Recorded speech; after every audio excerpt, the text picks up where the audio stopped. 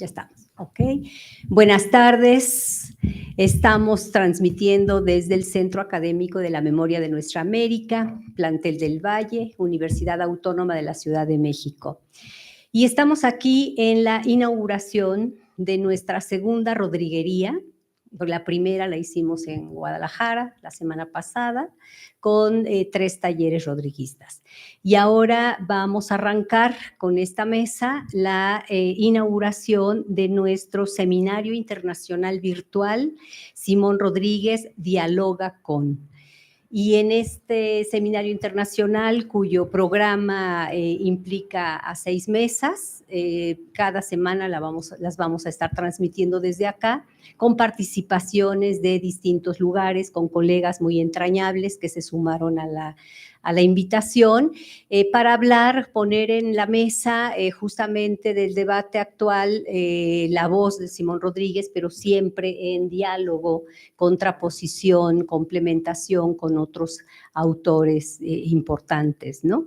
En este momento solamente vamos a dar la inauguración, vamos a hacer la inauguración del seminario internacional. Por supuesto, le agradecemos profundamente a Luis Karnitzer que de Guadalajara haya accedido a venir aquí a Camena con nosotros a esta mesa, y también agradecer al Camena, a Beatriz Torres y los compañeros, compañeras del centro que como siempre nos abren las puertas de su sala, ¿no?, de conferencias para reunirnos y pasar una tarde rodrigueando. Invité a la maestra Flor Mercedes Rodríguez, coordinadora del Plantel del Valle, a que haga uso de su voz potente para inaugurar solemnemente el inicio de este seminario internacional virtual. Así es que, merci. Muchísimas gracias. Sí. Ya. Muchísimas gracias, querida María. Si nos tratamos quienes convivimos en este plantel, quienes convivimos, trabajamos y tenemos lazos profundamente afectuosos y solidarios. Bienvenido, doctor, a esta su casa, Plantel del Valle. Me siento profundamente honrada en este momento por esta invitación, por compartir la mesa, pero además yo estaba pensando y yo digo, Simón Rodríguez estaría más que orgulloso de saber no solamente que hay todo un equipo un grupo de investigación de jóvenes, de estudiantes dedicados a su obra. Acaba de egresar uno de los integrantes, Gabriel, integrantes de esto, y no hay nada más importante para un maestro, para un pedagogo, que todo lo que brinda sea tomado, y no solamente tomado, sino sea enriquecido, como sucede con nuestros estudiantes. El estar aquí, yo siempre digo Plantel del Valle, no quiero hablar de uso, porque el uso del espacio me parece algo muy árido. Más bien es el Plantel del Valle se va perfilando, y eso verdaderamente me hace muy feliz como maestra también de aquí, de este plantel. No solamente por concentrar la mayor cantidad de posgrados de la universidad, sino también va perfilando como un espacio dedicado a la memoria.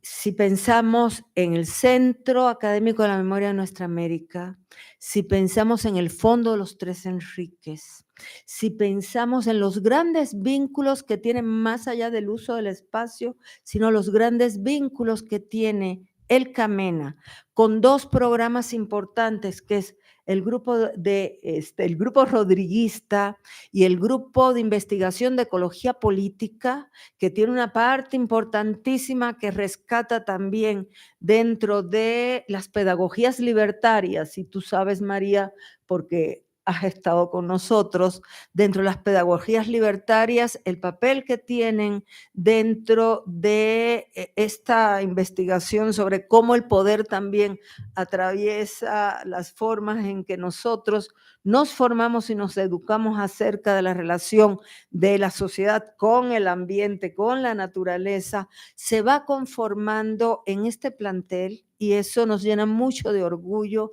como que este espacio investigativo, espacio en donde la memoria, como siempre digo, esa memoria viva va teniendo como unas derivas en donde ahorita somos nada más 2 grupos de investigación afiliados, en donde tenemos como cómplices Alcamena, donde somos 3 cómplices y que nos hemos encontrado, sino también cómo es que esto es un espacio importantísimo en términos formativos.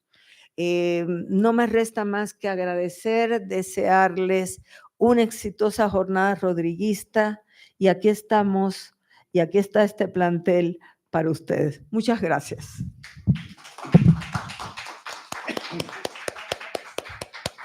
Muchas gracias, Mercy. Entonces vamos a pasar a la primer conferencia de Luis Kapnitzer, y nos acompañan Rubén Cerrillo y María Sanes como apuntaladores de esta maravillosa conferencia. Adelante. Bienvenido. Gracias.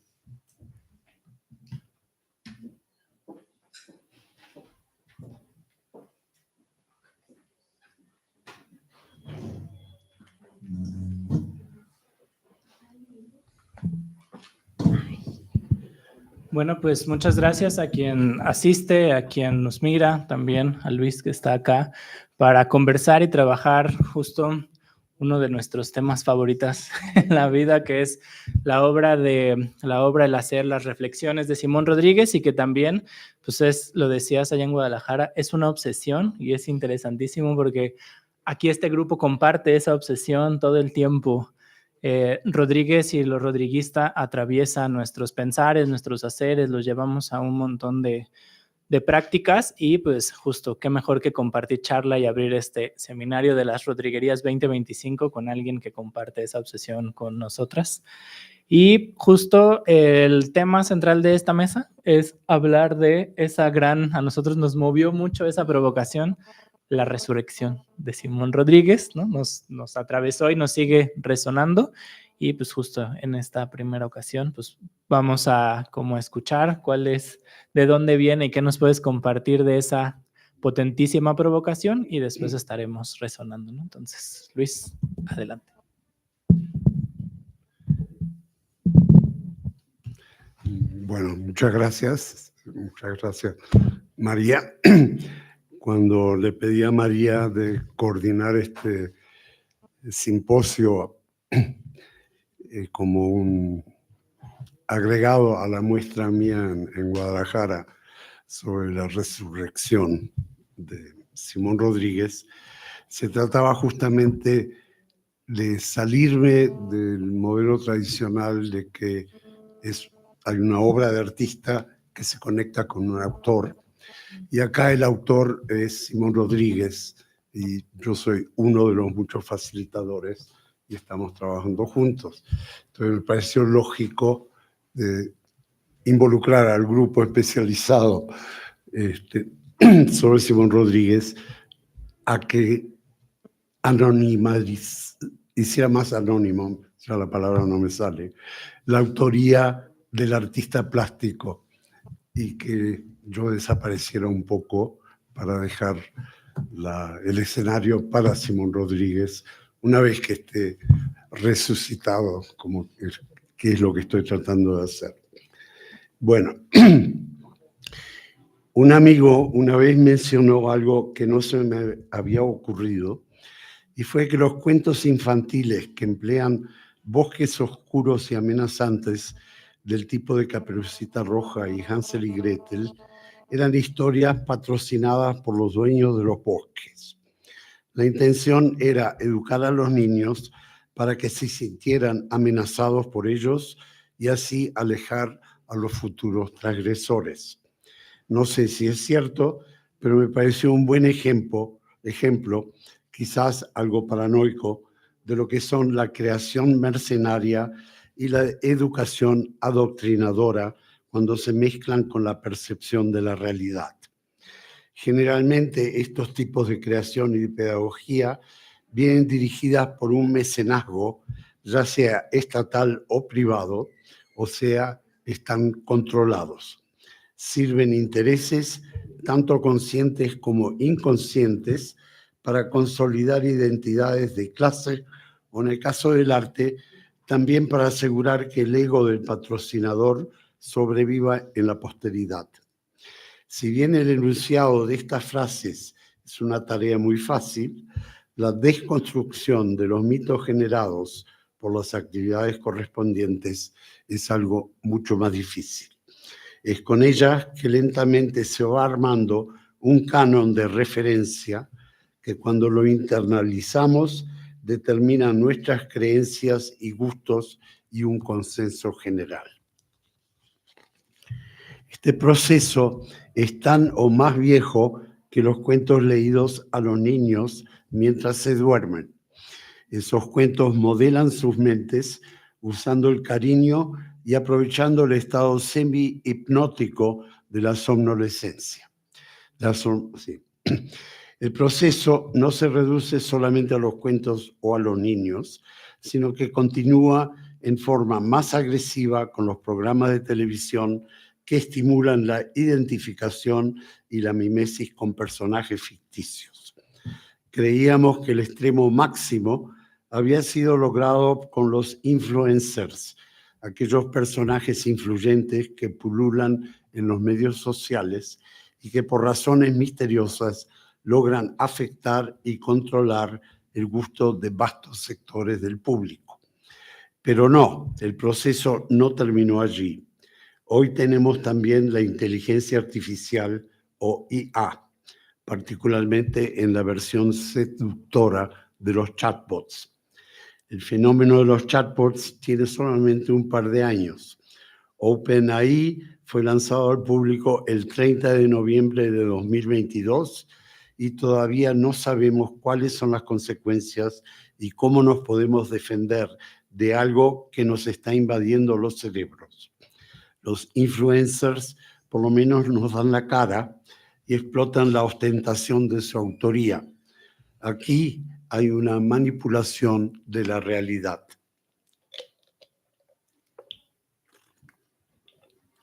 Aunque los chatbots se identifican correctamente como inteligencia artificial, como una subcategoría y en el uso cotidiano, han adquirido su propia personalidad separada. Diferente a los influencers, los chatbots aparentan ser serviciales y desinteresados en las opiniones y las modas, o incluso la propiedad de los bosques. Sin embargo, sin una responsabilidad detectable, nos presentan una realidad distorsionada por la promediación de datos controlados por los prejuicios de los programadores y de los usuarios. Lo mismo que la buena publicidad, terminan ocupando el espacio de nuestros gustos y manera de pensar. Esto en sí mismo ya fue y es un problema. Pero con la IA que los rige, debido tanto a sus capacidades como a nuestra pereza, la amenaza ya no es el pensar para nosotros, sino pensar e imaginar en lugar de nosotros. Las aplicaciones van aprendiendo continuamente con nuestro uso y se van acomodando nuestros deseos hasta poder predecirlos y aparentemente terminar actuando como una extensión de nosotros. Se presume que esto es un proceso positivo, cosa que en parte es cierto, pero aun si se limitara a esto, en el recorrido también se va creando un campo del conocimiento cada vez más restringido e incestuoso. Los chatbots se limitan a refinar sus algoritmos para que nuestra imaginación funcione algorítmicamente. Nos terminan convenciendo así que la imaginación algoritmizable es la imaginación, en lugar de ser solamente un fragmento del campo de la imaginación real. La habilidad de fantasear aleatoriamente va desapareciendo. A largo plazo, esta amputación de la imaginación nos va convirtiendo en una sociedad robotizada en la cual los robots, tales como los conocemos, terminan nada más que como una manifestación secundaria. Los verdaderos robots seremos nosotros, no por nuestros aditamentos mecánicos que se van multiplicando con el tiempo, sino porque ya no sabremos imaginar lo imposible. Hoy, en lugar de protegernos de esta pesadilla, la educación institucional está apoyando y promoviendo el proceso de robotización. Uno de los primeros pasos académicos fue dado con el énfasis en las materias que reflejan los intereses tecnológicos de STEM.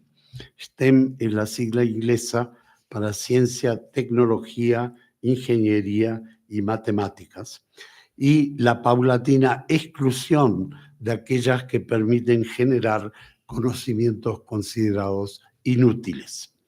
Me refiero a las humanidades especulativas y al arte entendido como un campo de cognición en lugar de producción. La educación utilitaria va limitando y eventualmente excluyendo la posibilidad de la deriva mental aleatoria, de la imaginación sin límites y de la fantasía delirante. O sea, que van desapareciendo aquellos instrumentos que nos ofrecen una plataforma para evaluar los problemas que conllevan una imaginación limitada. Para mal o para bien, la algoritmización del pensamiento que introduce la IA hace que nuestra sociedad esté siendo llevada al consumismo total sin posibilidad de acceso a la creación verdadera, que es aquella que nos permite la libertad mental y emotiva. Claro que esto no es un invento de la IA, sino parte de un proceso que viene por lo menos desde el siglo de la Ilustración, sino de antes.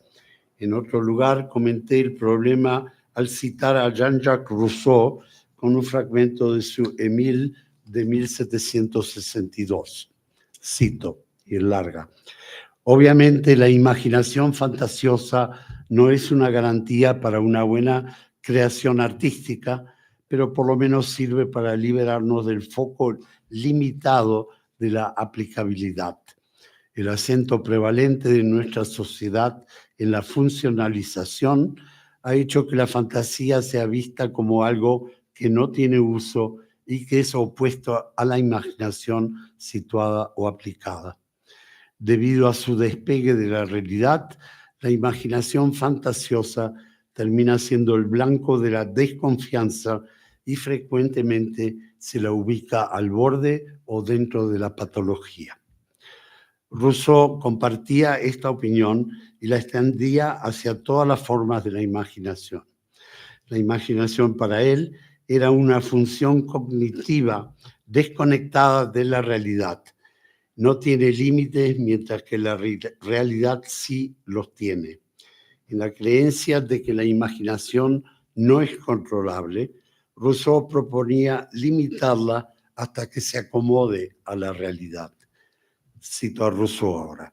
Tan pronto como sus poderes mentales potenciales comienzan a funcionar, la imaginación más poderosa que todo lo demás despierta y precede a todo lo demás. Es la imaginación la que amplía los límites de nuestras posibilidades, ya sea para bien o para mal, y por lo tanto estimula y alimenta los deseos con la esperanza de satisfacerlos. Pero el objeto que parecía estar a nuestro alcance vuela más rápido de lo que podemos seguir. Cuando creemos haberlo captado, se transforma y vuelve a estar muy por delante de nosotros. Ya no percibimos el país que hemos atravesado y no pensamos en él. Lo que tenemos ante nosotros se vuelve más vasto y se extiende aún ante nosotros. Así agotamos nuestras fuerzas, pero nunca alcanzamos nuestra meta, y cuanto más cerca estamos del placer, más lejos estamos de la felicidad. Por otra parte, cuanto más se aproxima la condición de un hombre a este estado de naturaleza, menor es la diferencia entre sus deseos y sus potencias, y por lo tanto la felicidad es menos remota.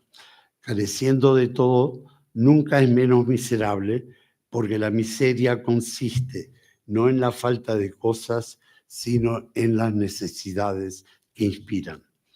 El mundo de la realidad tiene sus límites, el mundo de la imaginación no tiene límites. Como no podemos ampliar uno, restringamos el otro, porque todos los sufrimientos que realmente nos hacen miserables surgen de la diferencia entre lo real y lo imaginario.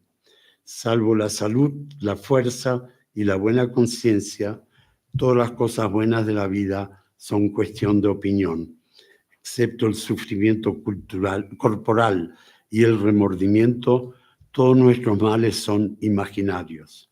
Me dirás que esto es un lugar común, lo admito, pero su aplicación práctica no es un lugar común y ahora solo nos preocupa la práctica. Fin de cita.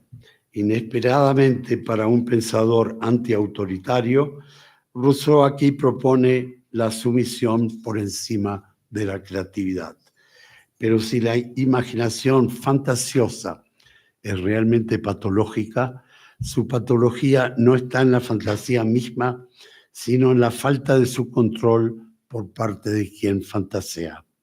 La verdadera fantasía es una forma de imaginación que amplía y al mismo tiempo se contrapone a la imaginación aplicada, aunque muchas veces es confundida con el escapismo y con los estereotipos de las imágenes que contienen unicornios rosados. Bien utilizada, la fantasía es un instrumento de crítica. La pregunta, ¿qué pasaría si cuestiona todo lo que nos dicen que es, ya sea dentro de lo posible conocido como dentro de lo por conocer? Aún en el caso de que algo resulte ser cierto, siempre es útil imaginar qué pasaría si no lo fuera. Este juego es el que aparentemente se le escapó a Rousseau al no modular su interpretación de la imaginación. Hoy, si la fantasía llega a ser el antídoto real contra la algoritmización, posiblemente nos enfrentemos a otro problema. En la medida que la IA aprende de nosotros, gracias a cómo la usamos, tendremos que los márgenes de lo fantasioso se irán corriendo hacia aquellas zonas que, dentro de los parámetros que presentemente usamos para evaluarlo, probablemente coincidan con lo patológico. La fantasía puede entonces constituir una forma de subversión del status quo, considerada no solamente inaceptable desde un punto de vista médico, sino políticamente. Es difícil imaginar lo que puede suceder una vez que la fantasía llegue a ser el único instrumento de lucha disponible y potencialmente se convierta en una fantasía con acciones violentas incontrolables. Este es un argumento más para que la fantasía sea incorporada en una pedagogía crítica diseñada que ayude en su administración correcta frente a los ataques de STEM y de la algoritmización del pensamiento. Lo descrito en la larga cita de Rousseau señala que no estamos preparados para los cambios que se nos vienen encima. Y esto implica la necesidad de un cambio urgente en nuestro sistema de educación. Tenemos que reconocer que si queremos mantener ciertos valores humanistas en nuestras estructuras sociales, tendremos que mantener viva e integrar la pregunta ¿qué pasaría si? y con ella la especulación fantasiosa en los procesos formativos para balancear el entrenamiento laboral que rige en el momento.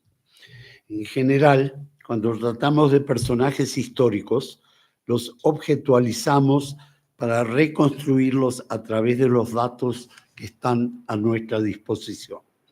Cuanto más datos pensamos, logramos más precisión, un razonamiento que nos lleva a la erudición, pero no necesariamente a la comprensión. Cuando la erudición no alcanza para capturar el espíritu de alguien, usamos el recurso de la versión novelada.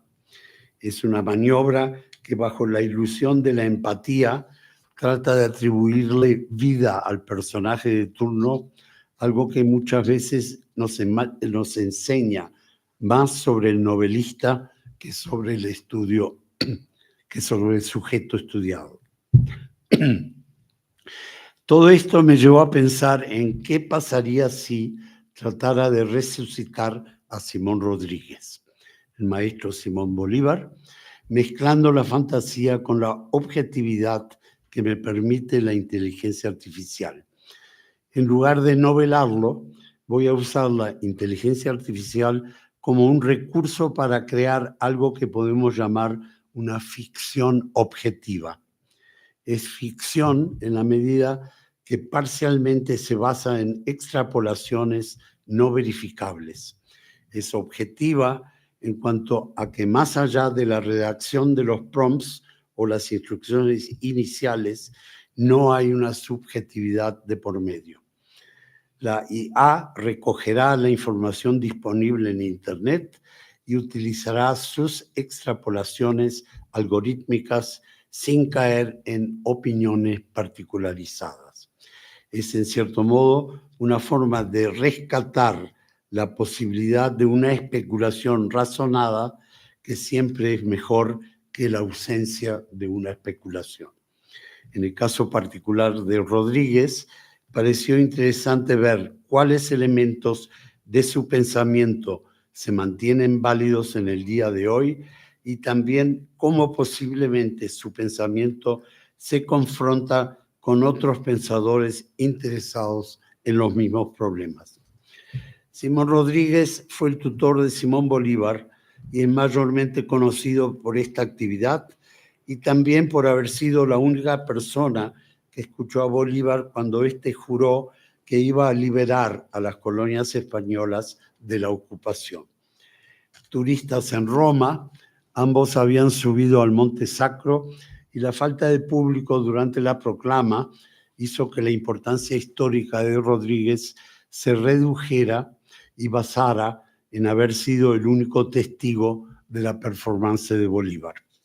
Pero en realidad, Rodríguez fue un pedagogo progresista en la larga línea marcada desde Comenius a Paulo Freire y un personaje culturalmente mucho más importante que su alumno. Desde que tardíamente descubrí la obra de Rodríguez en la década del 80, pensé que Rodríguez era el único personaje histórico con el que me gustaría sentarme a tomar una taza de café.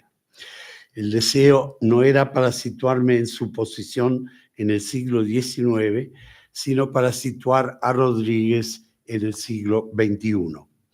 Egoístamente, me gustaría charlar un poco y compartir con él mi momento histórico en lugar de tratar de entender el suyo. Después de todo, el estudio de la historia no es solamente una investigación arqueológica del pasado, sino supuestamente un instrumento para funcionar mejor en el presente. De acuerdo a esto, el interés en Rodríguez no está en la parte anecdótica de lo que logró en su tiempo, desgraciadamente muy poco, sino en la validez que sus esfuerzos todavía tienen el día de hoy. Fue esto lo que me llevó a soñar con una resurrección, algo que me permita resituar a Rodríguez para que nos ayude a entender mejor algunas cosas del presente y prepararnos mejor para el futuro.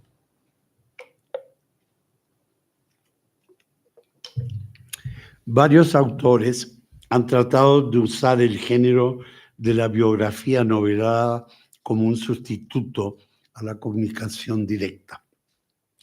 Cuando se cita algo que el personaje dijo en un diálogo no documentado o durante una actividad, la lectura siempre viene acompañada por la pregunta del lector de cómo es que el autor sabe lo que dice. Aquí ni siquiera hay una ambición de transmisión. Es lo mismo que ver al héroe en medio de un combate en una película, teniendo presente que hay una cámara mirando su espontaneidad.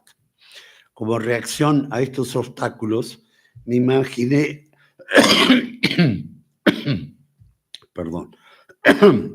una máquina del tiempo que ponga a Rodríguez en distintos momentos de la historia, o por lo menos que lo desdoble, manteniendo un pie, tanto suyo como mío, y de sus interlocutores en cada siglo. Salvando las distancias, me di cuenta después que el modelo más cercano aquí quizás sea Virgilio guiando a Dante durante su paseo por el infierno y el purgatorio. Solo que las ideas de Rodríguez, al mismo tiempo que éste actúa como guía, sirven de espina dorsal y mantienen su importancia durante el recorrido. Los chatbots parecieron ofrecerme esa máquina. Son capaces de recoger la información existente, pero evitando opiniones y obviando la cursilería. También transfieren la responsabilidad que normalmente me correspondería personalmente y presentan una autoría casi mecánica y abstracta. No del todo, sin embargo. El primer prompt que traté fue simplemente: quiero una conversación imaginaria entre Simón Rodríguez y puntos suspensivos, poniendo aquí el nombre del personaje de turno que elegí para la conversación. El resultado fue creíble, a veces interesante, pero en general bastante trivial.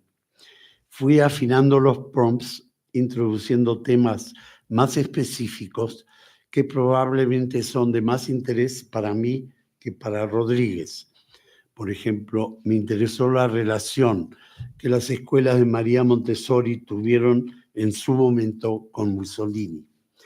Todo esto ayuda a proyectar sus ideas, haciéndolo por medio de charlas con otros pedagogos e intelectuales importantes para ver cómo las semillas de sus ideas se expanden a través del tiempo hasta el presente.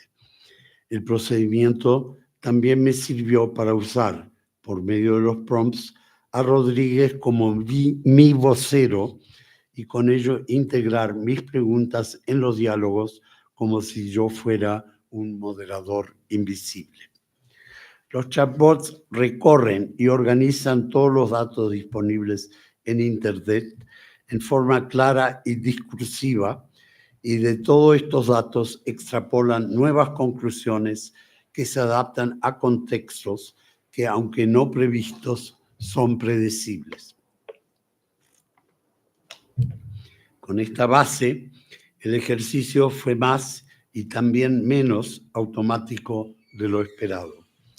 De acuerdo a los chatbots, y mi primer intento fue con Perplexity.ai, la primera reacción para construir un diálogo y darle la apariencia de espontaneidad es utilizar muletillas como fascinante, interesante o eso me resuena.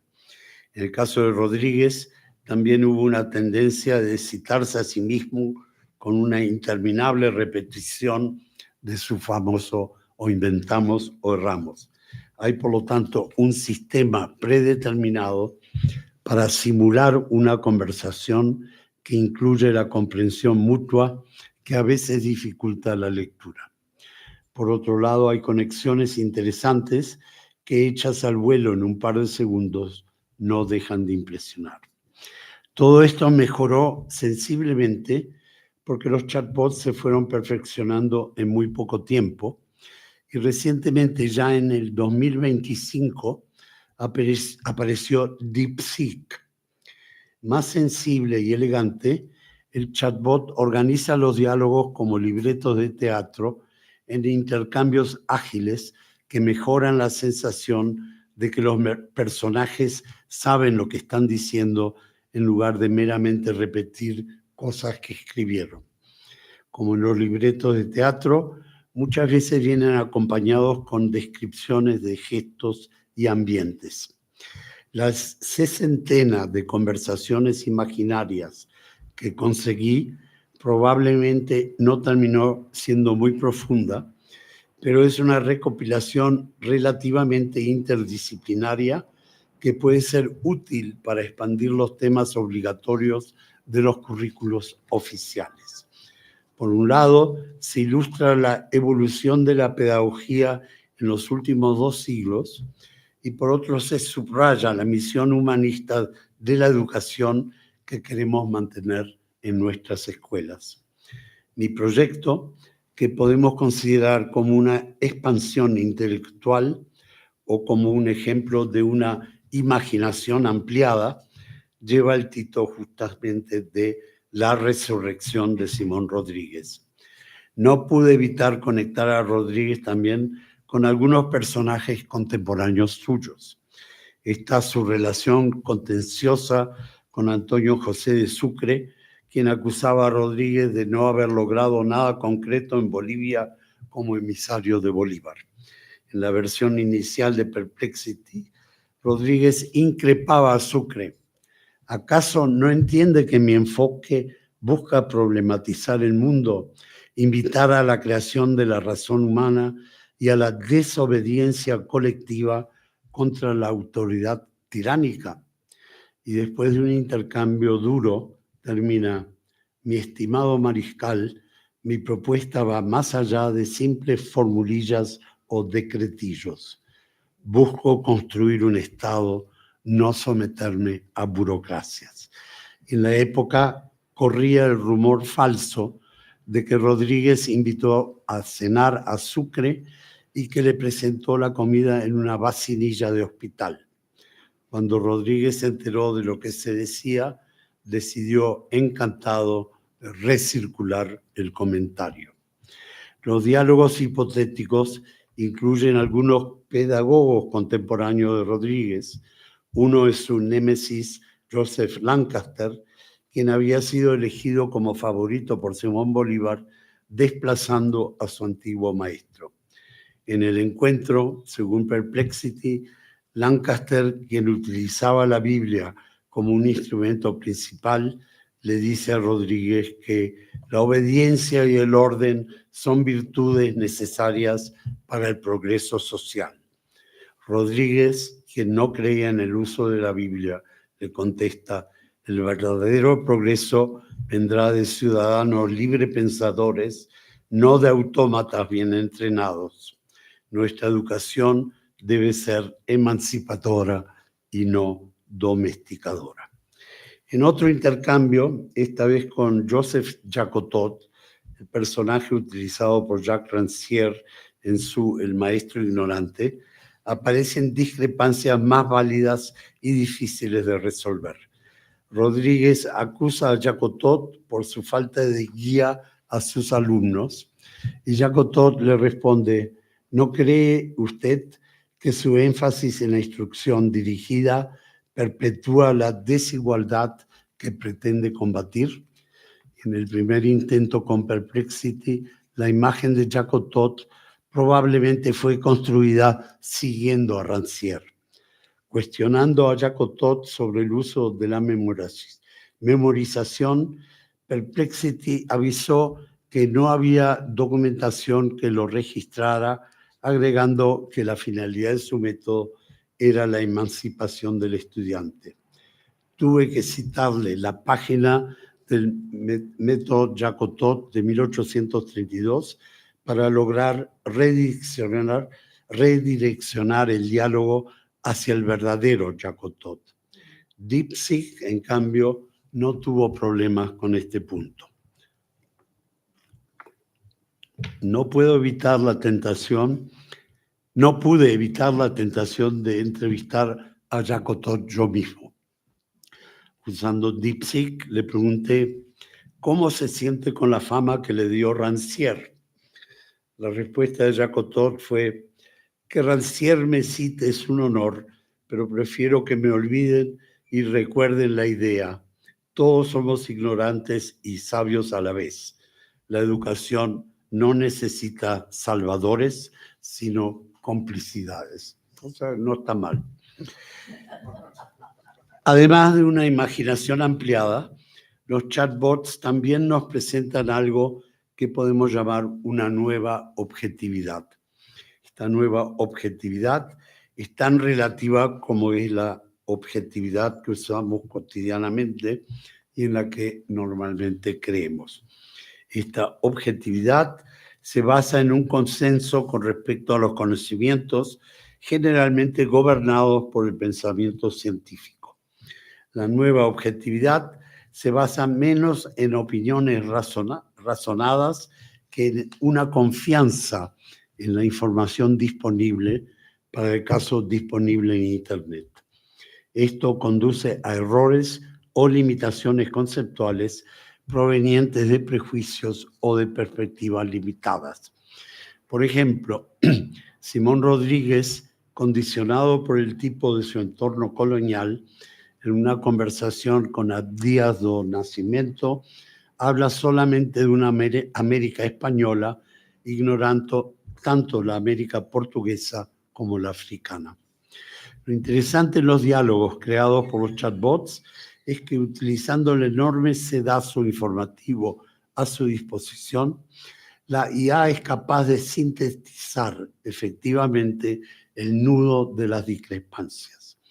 Nos muestra dilemas educativos que siguen sin ser solucionados en nuestros días y que nos obligan constantemente a tratar infructuosamente de satisfacer necesidades contradictorias. Uno de los dilemas surge de la contraposición entre las necesidades locales, tales como son percibidas por Rodríguez, y una visión absolutista y por lo tanto globalista y frecuentemente eurocéntrica de aquellos que promueven un conocimiento abstracto y desterritorializado. Aun si en su versión radical las posiciones se contradicen, la mayoría de nosotros nos manejamos tratando de equilibrar ambas posiciones. Pero en la contraposición siempre fue y todavía es contextualizada histórica y localmente, y es por eso que quise ver cómo esto afectaría a Rodríguez si continuara vivo. Según Perplexity, en una respuesta a Antonio Gramsci, Rodríguez ya había dicho: debemos formar intelectuales que sean capaces de sentir, comprender y saber, que puedan navegar este nuevo mundo sin perder su conexión con el pueblo y su lucha. Para profundizar un poco más en todo esto, le pedí a Perplexity que me explicara la posición de Rodríguez en el contexto de un sur global. Y la respuesta fue: Rodríguez enfatizaría la importancia de la educación como fundamento para el progreso del sur global. Mantendría su idea de una escuela para todos, pero la ampliaría para incluir la cooperación educativa entre naciones del sur global.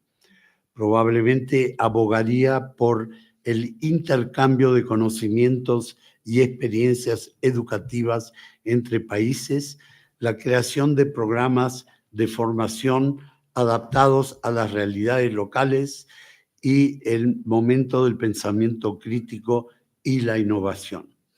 Rodríguez vería al sur global como una oportunidad para que América Latina diversifique sus relaciones internacionales y gane autonomía. Apoyaría las alianzas estratégicas entre naciones del sur para abordar desafíos comunes, el intercambio de recursos y tecnologías para el desarrollo sostenible y el fortalecimiento de la posición negociadora frente a las potencias del norte. Fiel a su visión de una sociedad más justa, Rodríguez adaptaría sus ideas al contexto del sur global, promoviendo un republicanismo plebeyo a escala global, enfatizando la participación de sectores marginados, abogando políticas de inclusión social y reducción de desigualdades entre y dentro de los países del sur, e impulsando la creación de instituciones supranacionales que representan los intereses del sur global. Respecto a un desarrollo económico autónomo, Rodríguez probablemente enfatizaría la necesidad de que el sur global desarrolle modelos económicos propios, fomentando la industrialización y diversificación económica, el comercio intrarregional y la integración económica sur-sur, y el desarrollo de tecnologías adaptadas a las necesidades locales. Manteniendo su énfasis en la originalidad, Rodríguez instaría a los países del sur global a valorar y a preservar sus culturas y conocimientos tradicionales, a desarrollar soluciones propias a problemas comunes, evitando la imitación acrítica de modelos del norte, y a fomentar la producción intelectual y artística que refleja las realidades del sur global. Una pregunta similar al chatbot Claude 3.5 Sonnet, incluyendo el uso de la IA, entre otras cosas, insistió en una educación para la autonomía. Insistiría en que la educación debe preparar a las personas para interactuar con la inteligencia artificial de manera crítica y autónoma, no solo como consumidores pasivos de información.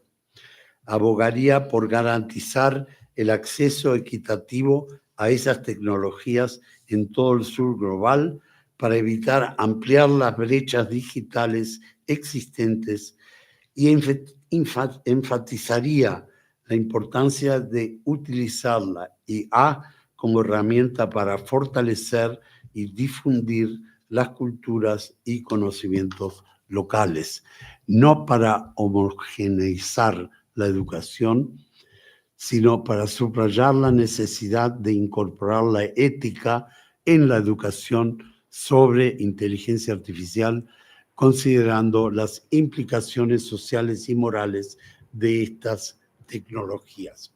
Todo eso, la propia inteligencia artificial.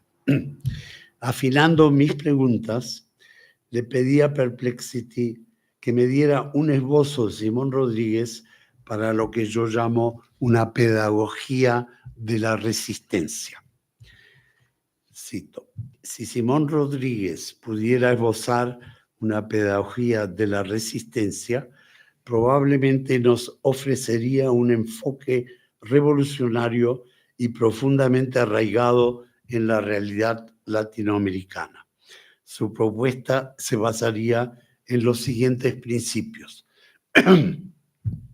Educación para la emancipación. Rodríguez enfatizaría una educación que libere a las personas de la ignorancia y las prepare para ser ciudadanos críticos y activos. Su pedagogía buscaría formar pensadores, no repetidores, promover el pensamiento crítico y la creatividad, rechazando la memorización sin comprensión, desarrollar la autonomía, enseñar a los estudiantes a aprender, fomentando la independencia intelectual, inclusión y justicia social. La pedagogía de Rodríguez se caracterizaría por educación para todos, insistir en una escuela inclusiva que acoja a los más desfavorecidos, rompiendo las barreras sociales, formación integral, combinar la educación intelectual con la técnica, preparando a los estudiantes para el trabajo y la vida en sociedad. Contextualización y originalidad. Rodríguez abogaría por inventar o errar, crear soluciones educativas originales adaptadas al contexto latinoamericano en lugar de importar modelos extranjeros. Educación enraizada, formar americanos y no europeos, valorando la identidad y la cultura propias. Praxis transformadora.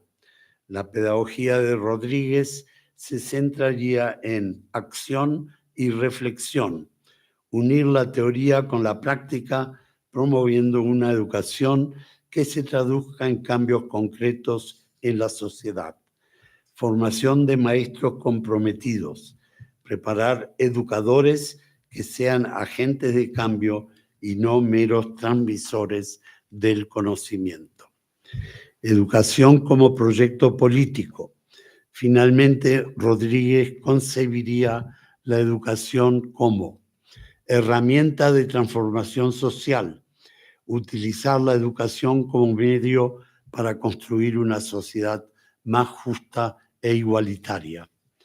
Formación ciudadana, educar para la participación activa en la cosa pública, fortaleciendo la democracia y la responsabilidad social. Esta pedagogía de la resistencia de Rodríguez sería un llamado a repensar la educación como un acto de amor, de coraje y de lucha por la liberación y la dignidad humana en América Latina. Como un ejercicio final, una especie de coda humanista o posthumanista, decidí actualizar para nuestro presente algunas de las frases más conocidas de Simón Rodríguez, ya que son ejemplos claros de su pensamiento. Encontré que el juicio crítico que desarrolló en el siglo XIX y que sintetizó en sus aforismos es fácilmente traducible al siglo XXI. Y que esto permite crear algo similar a un breviario que es tan útil hoy como lo eran sus ideas a principios del siglo XIX, aunque con un futuro mucho más incierto. 1. Comprender y utilizar las tecnologías digitales es la primera parte de la educación y cuestionar quiénes las controlan y con qué propósito es la segunda. 2. Si no innovamos con propósito social, perpetuamos la desigualdad. 3. El ser humano no es ignorante por falta de recursos, sino por el diseño de sistemas que concentran el conocimiento y el poder de la inteligencia artificial en pocas manos. 4. Nadie participa efectivamente en lo que no comprende. Por consiguiente, nunca se logrará una democracia funcional con una ciudadanía desinformada o manipulada por algoritmos, sea cual fuere el sistema político que se implemente. 5. Al que no comprende la tecnología, cualquier algoritmo lo manipula. Al que no tiene acceso a datos, cualquier corporación lo explota. 6. Proporcionen acceso a la información y tendrán quienes conozcan. Fomenten el pensamiento crítico y tendrán quien innove y transforme. 7. Corresponde a los educadores mostrar a los estudiantes el valor de la creación y la innovación para que sepan apreciar el impacto de la tecnología en la sociedad. 8. No hay algoritmo que busque ética por sí solo, ni usuario que busque alfabetización digital sin guía. 9. Enseñen a los estudiantes a cuestionar los algoritmos para que, exigiendo transparencias en las decisiones automatizadas, se acostumbre a seguir la evidencia y no las tendencias virales como los manipulables, ni a los sesgos de las burbujas de filtro como los desinformados. 10. Educar es desarrollar el pensamiento crítico, es cultivar la inteligencia adaptativa, no simplemente entrenar modelos de lenguaje. 11. Proporcionar información no es formar, ni el acceso a datos puede ser un equivalente de la educación integral, aunque al facilitar el conocimiento se pueda contribuir al desarrollo personal. 12. El educador debe ser versátil, actualizado, ético y facilitador, porque su misión es formar ciudadanos críticos para un mundo digital y globalmente interconectado. 13. No es culpable una persona por no comprender toda la complejidad del mundo digital. La información es vasta y cambiante, pero lo será si difunde desinformación o implementa tecnología sin considerar sus implicaciones éticas. 14. El título de educador debe otorgarse solo a quien sabe facilitar el aprendizaje autónomo, es decir, a quien enseña a navegar críticamente el mar de la información digital, y no a quien simplemente asigna recursos en línea o recomienda cursos virtuales, ni quien meramente motiva el uso de las plataformas educativas. 15. Solo con la esperanza de lograr una alfabetización digital universal se puede abogar por el acceso equitativo a la tecnología. Y se debe abogar por ello, porque ha llegado el momento de enseñar a la ciudadanía a navegar críticamente el mundo digital para que puedan participar constructivamente en una sociedad cada vez más tecnológica y enfrentar eficazmente los desafíos globales. 16. Para beneficiarse de la libertad de expresión digital, las plataformas en línea no deberían tener más restricciones que las impuestas por el respeto a la integridad social y la veracidad de la información. 17. La fuerza de trabajo fundamental en la economía digital global incluye a trabajadores precarios de plataformas y moderadores de contenido en países en desarrollo, quienes sostienen la infraestructura digital, mantienen las redes sociales y alimentan los sistemas de inteligencia artificial con sus datos y labor poco reconocida. Fin de citas acá. Quizás lo que permite que Simón Rodríguez sea traducible a través del tiempo y nos deje una lección en estos días de la inteligencia artificial sea porque quería hacer lo que hacía y no porque tenía que hacerlo. La conciencia de la diferencia que le permitía la libertad de usar su juicio ético es algo que está muriendo y que la inteligencia artificial puede dar el golpe final. Consultado los chatbots al respecto, Perplexity me informó que Rodríguez enfatizaría la importancia de la voluntad en el acto de querer hacer algo, viéndolo como una expresión de libertad y autonomía moral. El tener que hacer algo, por otro lado, lo asociaría con la obligación y las normas sociales necesarias para la convivencia en una república. Rodríguez argumentaría que la educación debe cultivar tanto la razón como la ética, permitiendo a las personas discernir entre lo que quieren hacer y lo que deben hacer. La educación, en su visión, debe preparar a los individuos para tomar decisiones éticas por voluntad propia, no solo por obligación. Advertiría sobre los riesgos de depender demasiado de la inteligencia artificial para tomar decisiones, ya que podría socavar la capacidad de los individuos para desarrollar su propio juicio ético y su voluntad. Mi ejercicio con la inteligencia artificial parece no traicionar el pensamiento de Rodríguez o de manipularlo para otros propósitos, y refleja esencialmente lo que yo ya estaba buscando desde un principio. Pero en realidad es allí donde precisamente también está el peligro que debe preocuparnos.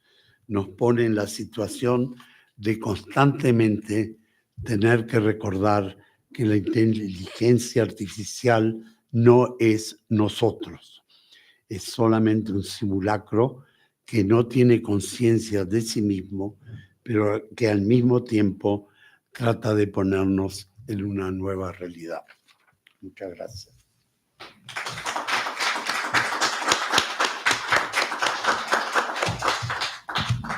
Bueno, muchas gracias. ¿Se escucha? Ya, gracias. Muchas gracias, Luis. Gran aventura. Gracias a la inteligencia artificial, no a mí. Bueno,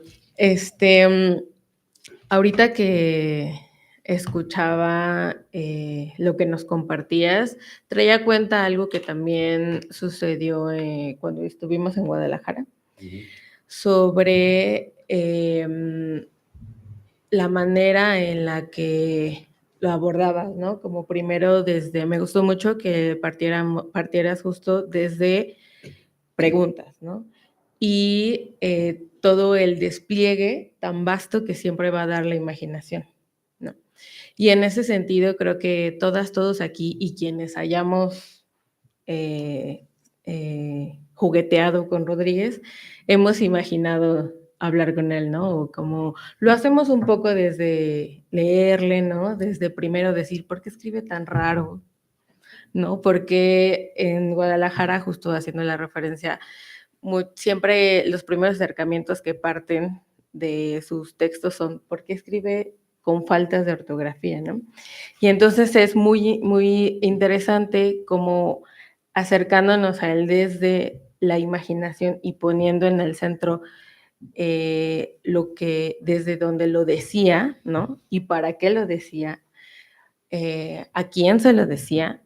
Entonces hacemos una construcción, un rompecabezas muy rico, poniendo la imaginación al centro, que es algo que él hacía indiscutiblemente, ¿no? En todas sus aulas.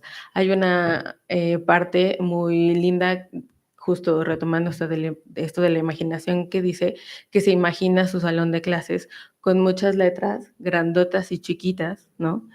Que están sumando al aula, ¿no? Y todo eso en este sentido como de todas las posibilidades que puede haber en ello, ¿no? Que lo dota la imaginación. Entonces me parece muy relevante que lo pongas en la mesa, ¿no?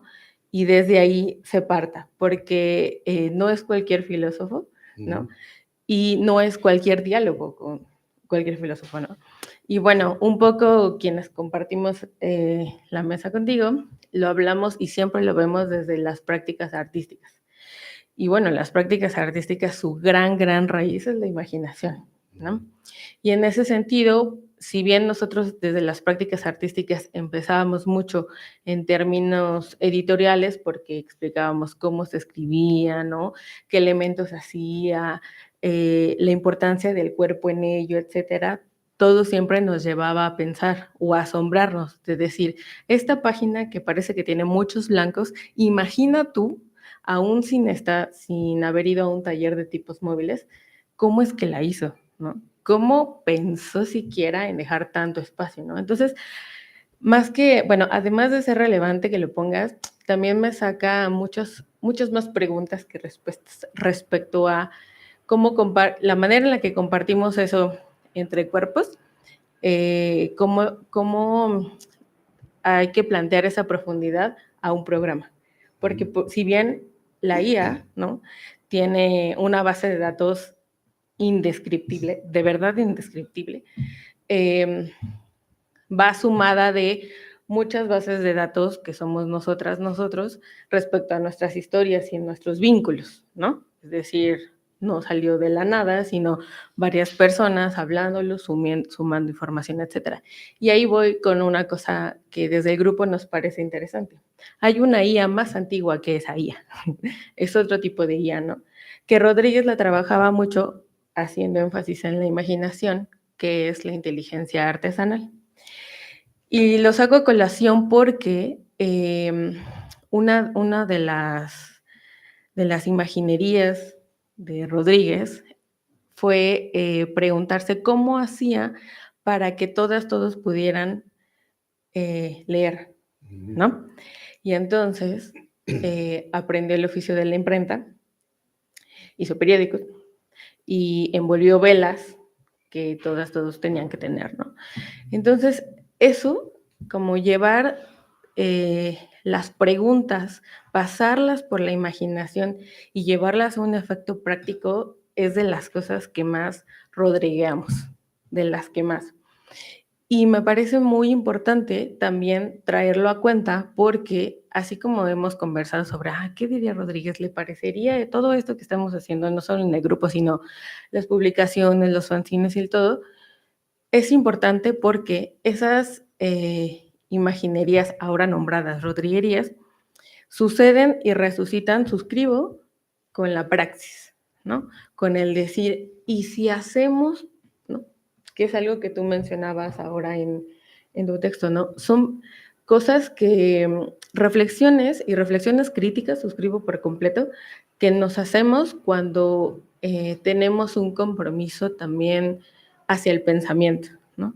Y es el pensamiento no solo del personaje, ¿no? Porque pues si bien la historia lo posiciona en cierta línea del tiempo con ciertas relaciones, lo hace también desde, digamos, las semillitas que dejaron no solo personas a quienes instruyó, sino quienes tomamos esos pensamientos rodriguistas y hacemos algo con ellos. En tu caso, desde las prácticas artísticas o el arte, como decías ahora, de qué pasaría si me tomo un café con él, ¿no? Y cómo vas sumando cosas de tu propia base de datos, sugiere cosas muy interesantes en torno a, uno, cuántas imaginaciones caben en una IA y cuántas prácticas, tanto artísticas como pedagógicas o artístico-pedagógicas, y ahí le sumamos varias cosas,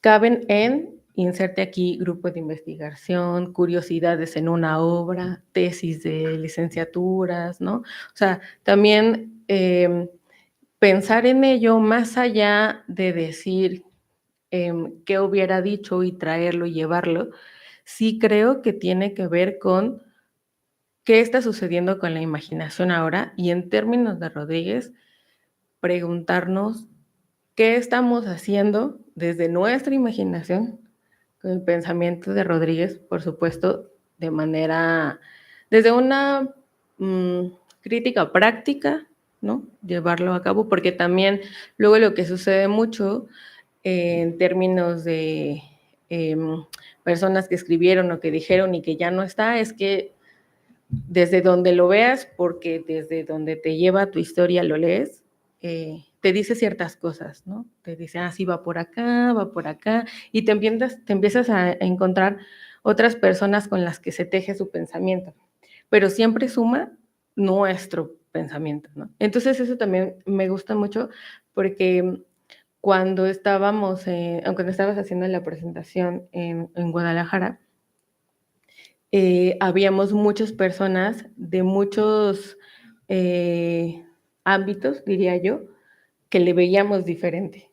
Y creo que eso es súper rodriguista. Eso es de verdad muy rodriguista. Yo también estaba muy curiosa en decir, hay que sentarnos todos en círculo y conversar como, bueno, ¿y tú qué con Rodríguez? ¿No? ¿Y tú? Y al final cerrar como, bueno, y si tuviéramos aquí bar y lo moldeáramos, qué diría, cómo sería, si tuviera vida, así como con electrochoque, ¿no? Pero es muy interesante porque seguimos suscribiendo al campo de la imaginación y todas las posibilidades que tiene para sacar hilos y decir la imaginación desde la filosofía, desde las prácticas artísticas, desde la pedagogía, desde las prácticas, etcétera, ¿no? Y todas ellas se unen. No tan gratuito es así el grupo de investigación y lo que está derivando en él, ¿no? O sea, también me parece muy importante que la manera en la que lo ves no es del todo como lo hace el grupo desde un punto como incluso muy histórico, ¿no? Es decir, posicionarlo con muchos documentos, etcétera. Ni desde otra parte del grupo como muy desde el oficio, ¿no? ¿Qué implica en el cuerpo? ¿Qué es lo que estaba sucediendo? ¿Cómo había una obligación? Sino que también a nosotros nos haces ver una forma otra de Rodríguez, ¿no? ¿Y qué es lo que está pasando? También preguntarnos, bueno, si sí resucitaría, ahora en el 17 de septiembre del 2025, ¿cómo resucitaría? Va a entrar ahí, voltemos a ver. Entra y dice, ¿no? O sea, es muy importante y solo eso sucede desde la imaginación, ¿no? Bueno, también no sé.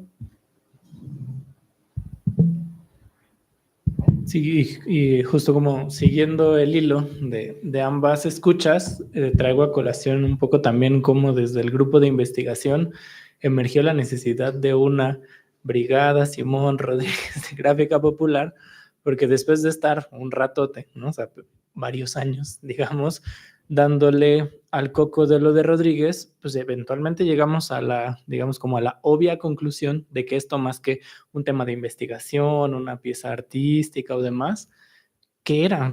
¿Qué era esto que nos estaba dejando Rodríguez? Y pues llegamos a lo que primero nos pareció exagerada y después ha ido tomando como otra proporción de que estamos en medio de una batalla cultural, ¿no? Y que realmente la expresión estamos en medio de una batalla cultural no es una licencia poética que le viene bien si hacemos práctica, o sea, no es metáfora, sino es en realidad como acción concreta que de repente nos parecía que tanto, no sé, las prácticas filosóficas como las artísticas no la consideraban realmente una batalla, era una metáfora que nos ponía a tono, pero que nos estaba poniendo en una circunstancia que decíamos que el propio Rodríguez reprobaría, ¿no? O sea, como incluso escuchaba en la retórica que nos da la IA y de repente decíamos, suena increíble para paper, ¿no? Se ejecutará y no sé, se promoverá el pensamiento crítico que dé la integración entre los pueblos y dices, suena increíble, al SNI le gusta eso, todo chido, pero ¿y cómo eso se ve? O sea, ¿cómo se ejecutará o se hará o se organizará o se promoverá?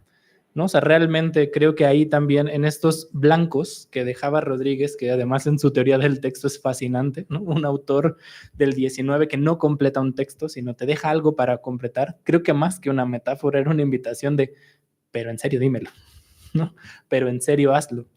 Y entonces estaría increíble encontrar algún documento en donde alguien rayó el periódico, no sé si eso será posible, pero esa era la invitación y eso es lo que nos lleva o que nos hacía tanta resonancia con tu provocación e invitación, ¿no? Porque nos parece que si consideramos realmente, ¿no? Y si nos sumamos con esa seriedad y también con ese terror de lo que implica afrontar una batalla cultural, además sabiendo, ¿no? Si hablamos de batalla y en todo ese universo militar que también Rodríguez conocía bien, pues seríamos el ejército que no tendría las de ganar, ¿no? O sea, seríamos justo el que tiene pocos recursos, el que tiene pocas cosas y que como él tenía que inventar o errar, ¿no? Entonces, justo incluyendo y viendo cuál es esa primera avanzada, ¿no? O sea, pensemos, siempre a mí me ha dado desconfianza y lo pones en tu texto, la amabilidad condescendiente que tiene toda la IA.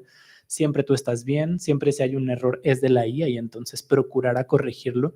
Siento que ahí ya hay una avanzada mucho más agresiva de esa batalla cultural porque ya no es el enemigo que nos ponía Rodríguez, no es el malo con cara de malo, con aspecto de tirano, al que es fácil agarrarle el odio y irnos en contra, ¿no? Y pasa, todos los que nos hemos dedicado a la educación o algo, cuando hacemos la afrenta totalmente absurdo, y por ahí veía una niñez de intentar alejarle de los dispositivos electrónicos, fracasamos rotundamente porque no es un enemigo con cara de enemigo, es un enemigo con cara de amigo que además nos da todo lo que el mundo pareciera decirnos que nos niega, ¿no? Y entonces es ahí una paradoja muy bien estructurada de un enemigo que además tiene el cortafuego, por citar su boca, de que atacarle como enemigo es volverte el enemigo.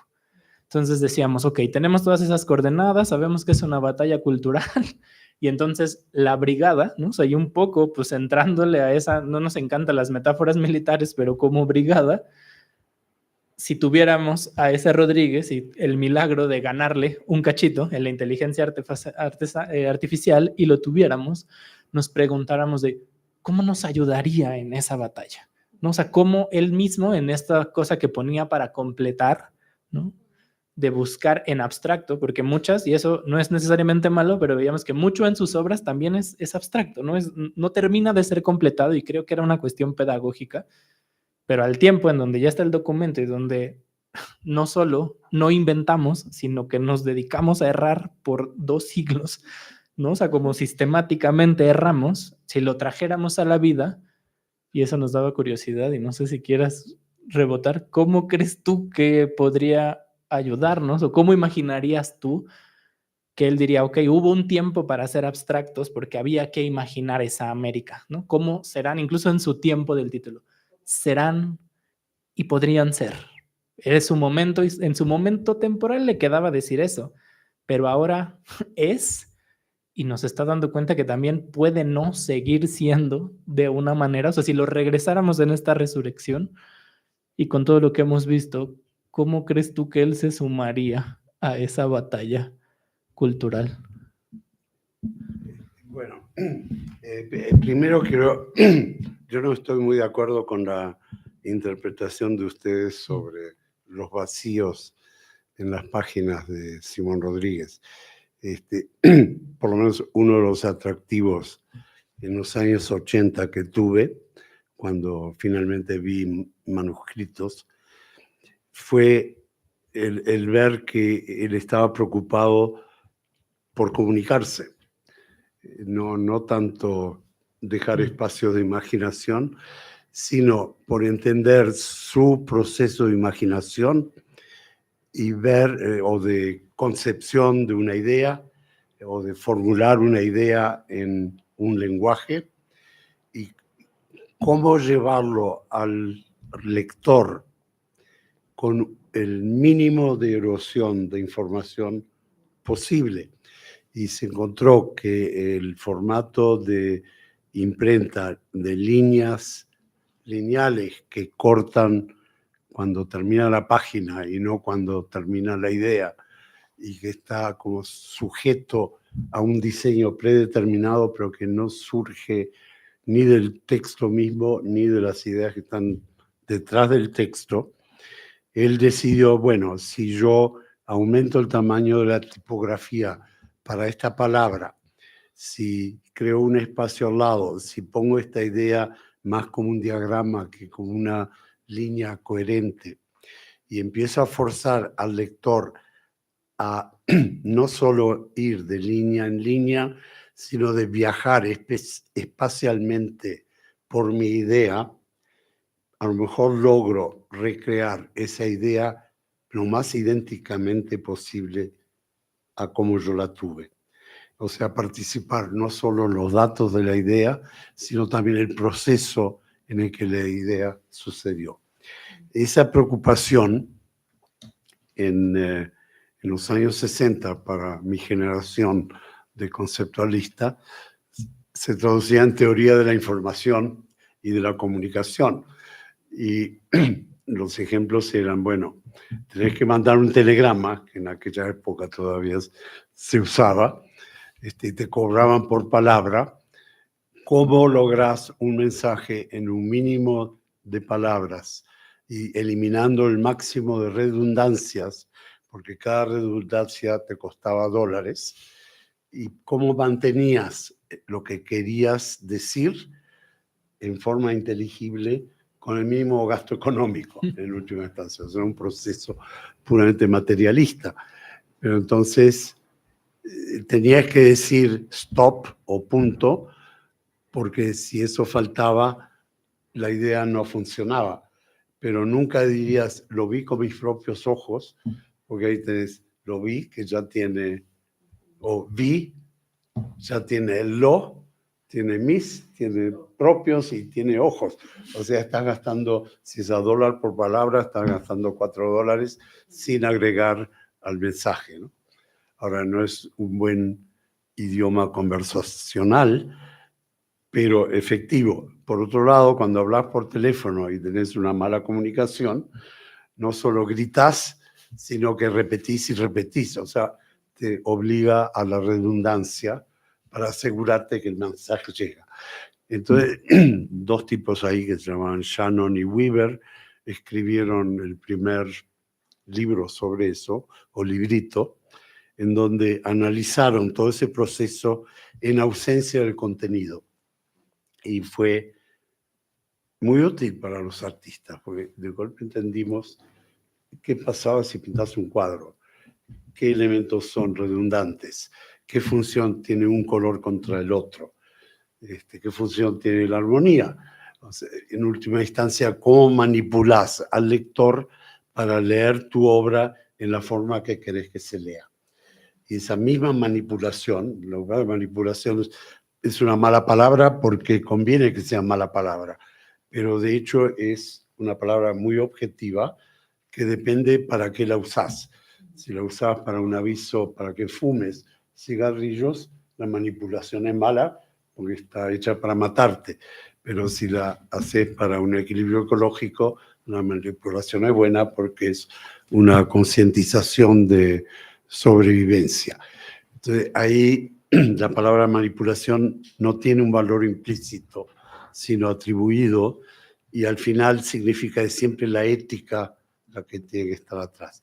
Y es por ahí que me atrapó Rodríguez, no solo por la síntesis y sabiduría de los aforismos, que fue el primer paso, sino también porque era un pariente en términos estéticos, justamente, aunque el tipo no se preocupara por el arte y ni sabía bien qué es el arte. O sea, cuando gesticulamos, pintamos en el aire, en el fondo estaba usando una metáfora banal, pero cuando la escribía en forma caligramática, en cierto modo, le daba otra vida.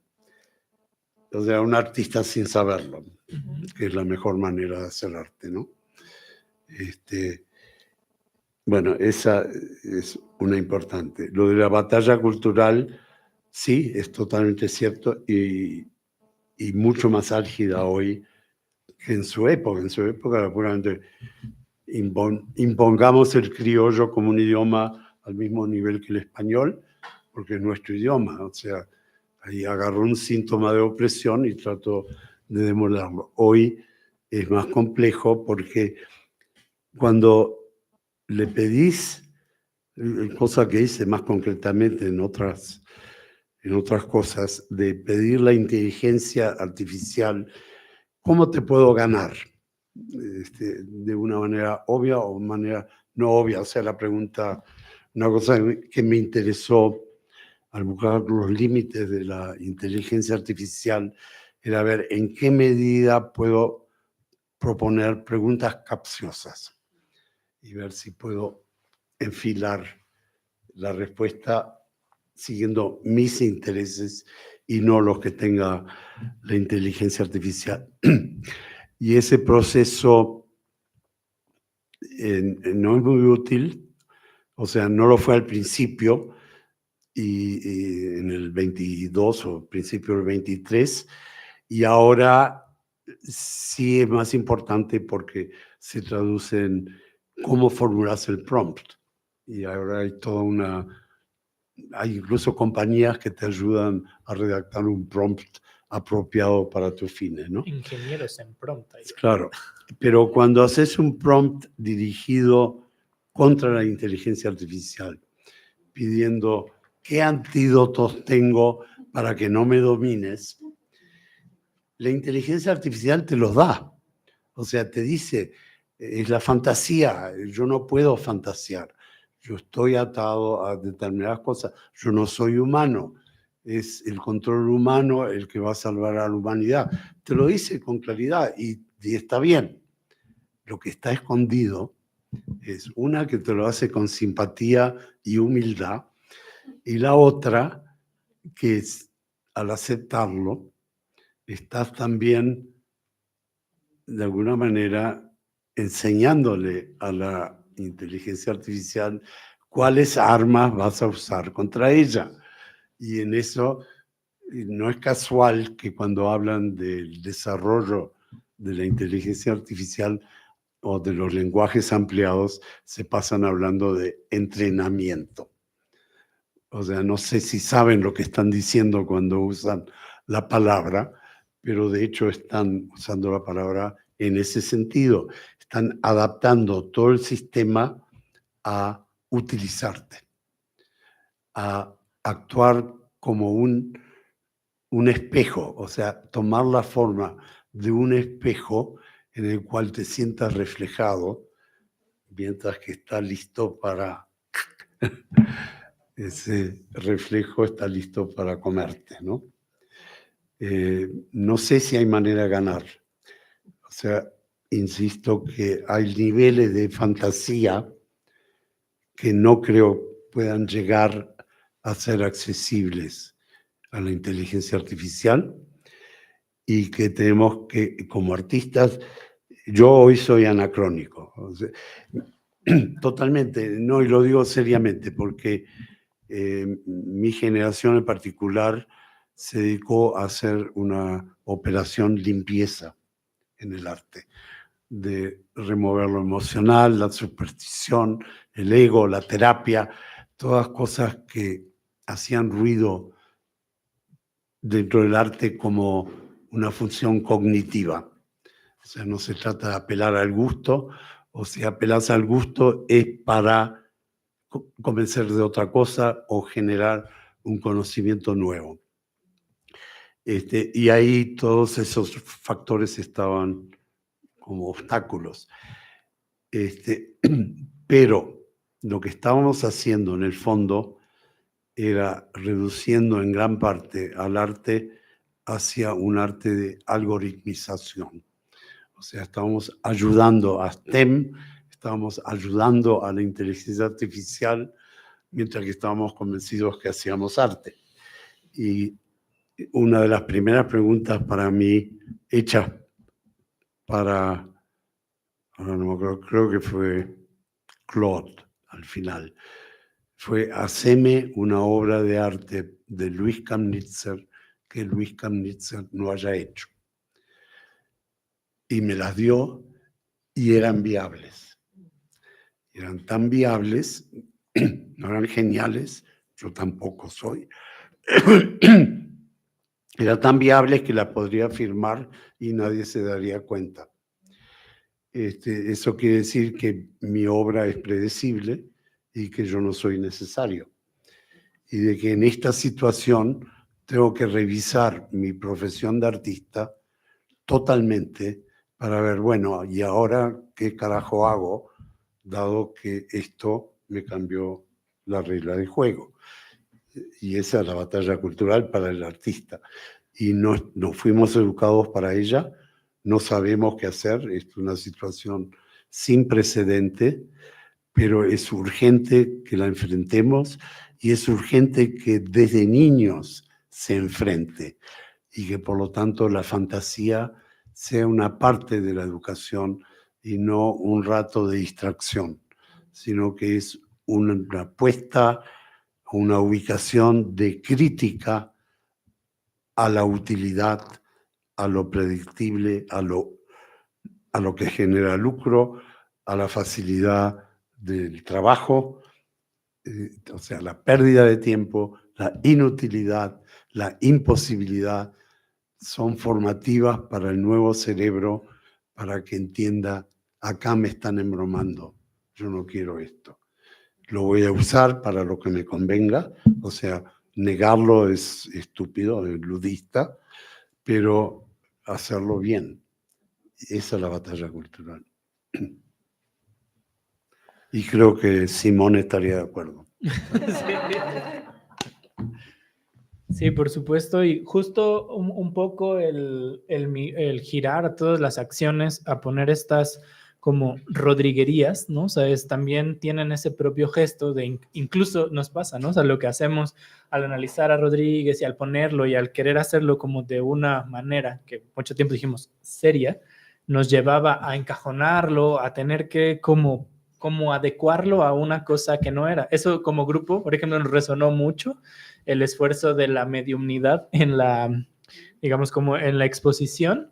A nosotros, pensemos, nos sirvió un montón como un material didáctico de referencia, ¿no? O sea, estas compañeras decían un montón de, digamos, de lo que leían o de lo que nos compartían, y a nosotras en el grupo, como que todo el tiempo iba resonando con cosas que hemos como visto, colocado, analizado, y nos dimos cuenta que una parte bien importante de lo que ha hecho el grupo es poner un énfasis en lo que está ahí en Rodríguez, pero no es visible. O sea, justo como no sería rastreable para la IA en tanto que no está en un documento descrito y mecanografiado para el internet, si son como las especulaciones, ¿no? O sea, como lo que está ahí, pero justo es imprevisible o incluso es no visible a la propia IA. Y creo que ahí una de las charlas cuando veníamos y entendiendo justo, ¿no? O sea, intentar ganarle por potencia a la IA es una estupidez, sí, ¿no? Cuando está totalmente hecha para que su centro motor sea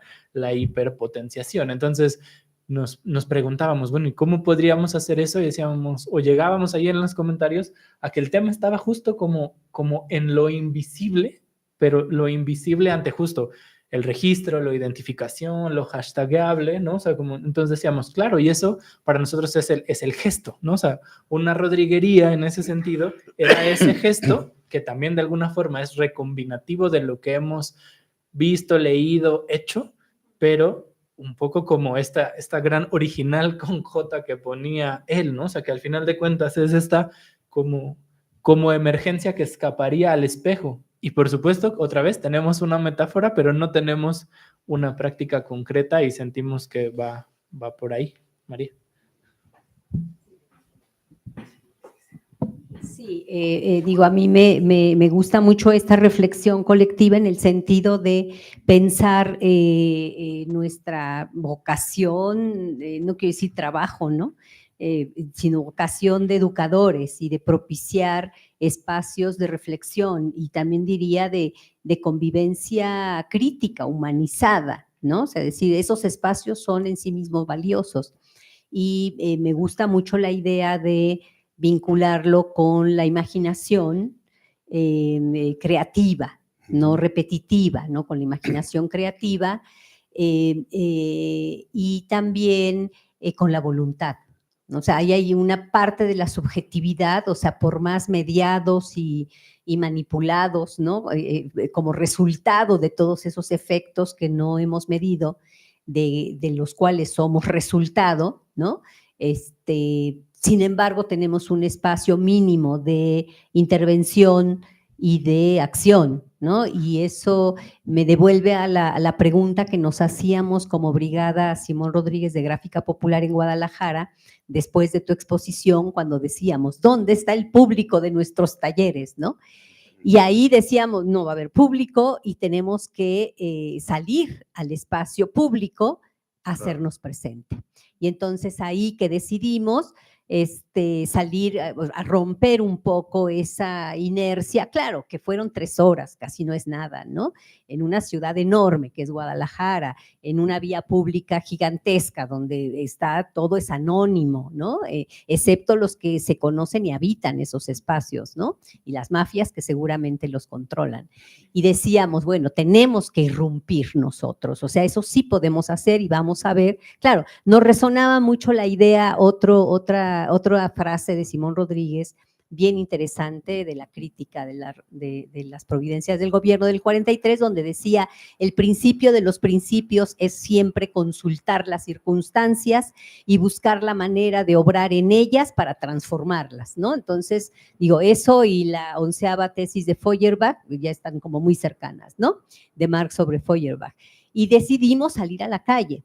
Y decidimos salir a hacer lo imprevisto y lo imprevisible para nosotros mismos, que fue salir a regalar ideas, ¿no? Ahí Francisco estuvo, Shannon y Marianne, yo misma, ¿no? Dijimos, vamos a regalarle ideas a la gente, y la gente se paraba como diciendo, ¿de qué me están hablando? O sea, ideas, ¿es una idea religiosa? ¿Es una idea de un partido político? No, no, no, es una idea filosófica, es una idea de Simón Rodríguez, pero ustedes son de un grupo religioso. No, no, al contrario, somos más ateos y más heterodoxos que nada, y algunos oían eso y se iban corriendo, pero otros se quedaban, y otros se quedaban como diciendo, ¿y esta idea de dónde viene? Pues más o menos de esas hojas que estaban allí, que pegamos algunas, ¿no? De Simón Rodríguez, de los facsimilares, y se acercaban y nos decían, es que entiendo, pero no entiendo, ¿me lo puede explicar? No, venga al taller, súmese, mire, claro, le va.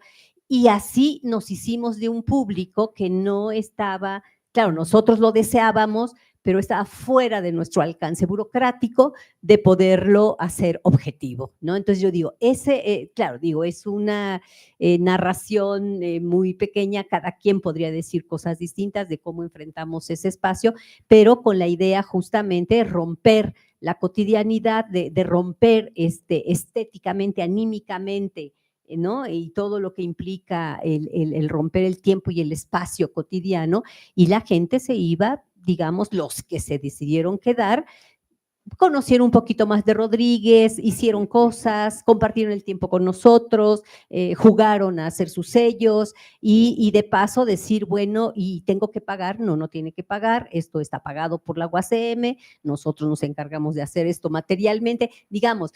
Si ese es el único espacio, ¿no? Lo local, lo pequeño, lo convivencial, desde donde podemos habitar el mundo, por otro lado, ¿no? Porque no habitamos el espacio del internet, ¿no? Creemos, tenemos la fantasía de que ahí estamos en la medida en que nos repiten, nos replican o no sé qué, ¿no?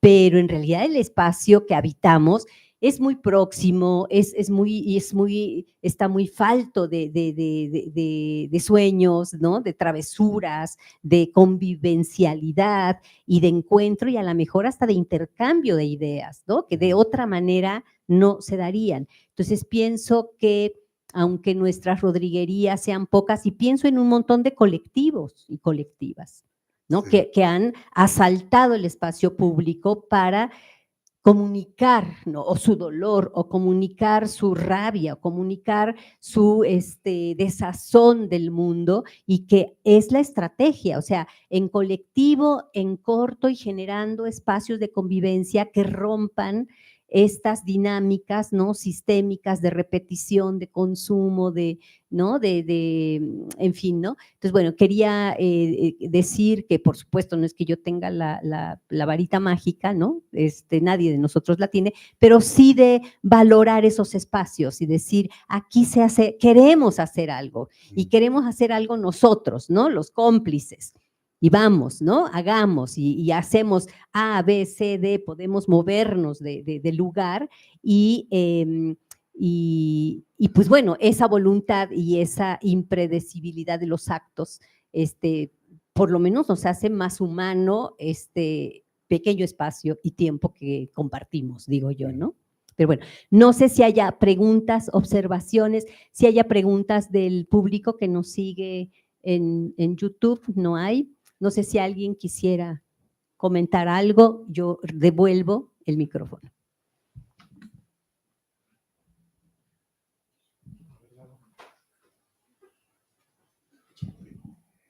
Bien, bueno, pues igual, muchas gracias, Luis, yo creo que la profundidad que nos permites, ¿no? Al haber visto la exposición y escucharte de nuevo, yo estaba pensando, ¿no? Porque estamos rodrigueando, es decir, inventando, ¿no? Utilizando la imaginación.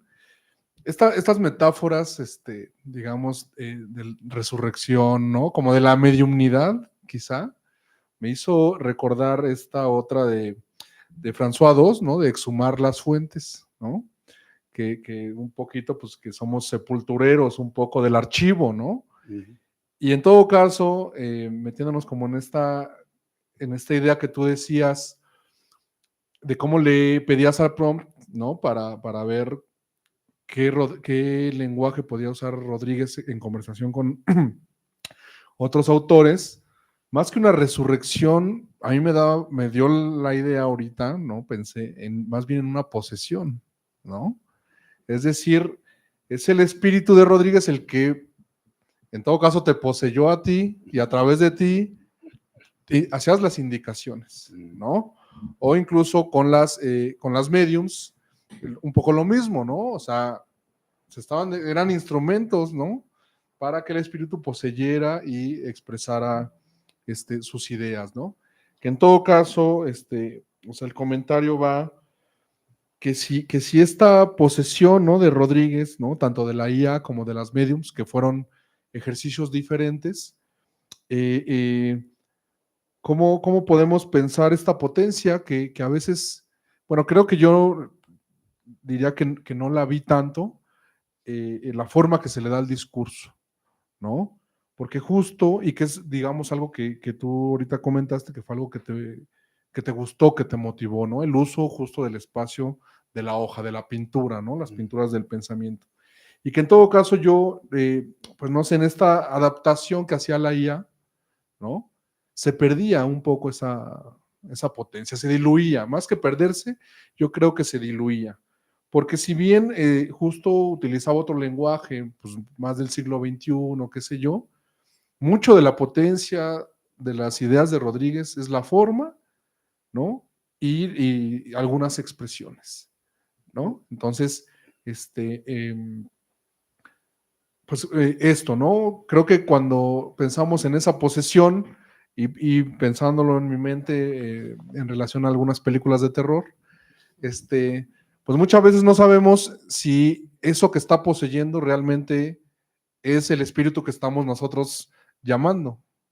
Que las películas nos han enseñado que no necesariamente, ¿no? Que tal vez en algún momento sí, pero en otro momento ya es otro ente, otra espíritu, otra alma, qué sé yo, ¿no? Entonces, me parece que utilizando un poco ese juego, ¿no? De estas metáforas, de estas alusiones, pues pudiéramos un poquito pensarlo ahí, ¿no? Creo que tengo que volver a repensar la exposición, darle una checada al libro para ver esta incitación, esta invitación que además nos haces tú en esta rodriguería y que pues me da miedo pensar en esto último que dijiste, en que podemos ser muy predecibles.